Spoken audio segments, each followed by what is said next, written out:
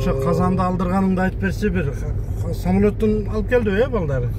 Казанды самолет менен алып келдирдик. 120-60 литрлик казандарды, тулгаларды болсо бияктан балдар сваркалар барлар, сварка менен тулгаларын ызашты кече күнү. Даярдыкты жакшы көрүп атсыңар анда.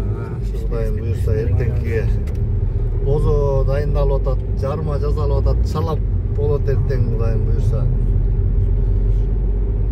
Улуттук суусундуктардан бози тигилип, бозидин ичинде атайын ошо этнический эме кыргыздын өзүнүн эмелери, көргөзмөлөрү болот.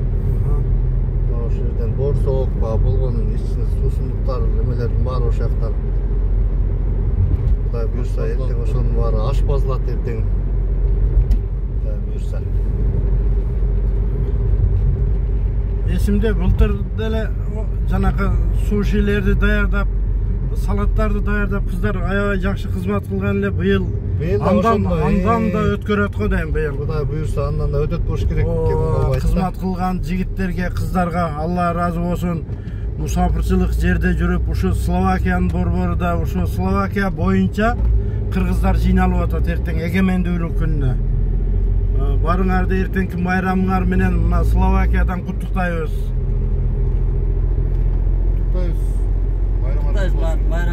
Барыңыздардын байрамыңыздар менен Кыргызстаныбыз Кудайым буюрса мына өнүгүп атат. Кудайым буюрса алдыңкы 5 жылдан кийин алдыңкы мамлекеттердин катарына кошулуп калат деген ниеттебиз. Кудайым буюрса ошого барат. Кудайым ошого жеткирсин Кудайым. Футболго турнирге даярдык. Адилет, Ролан, Доправный подник Братислава.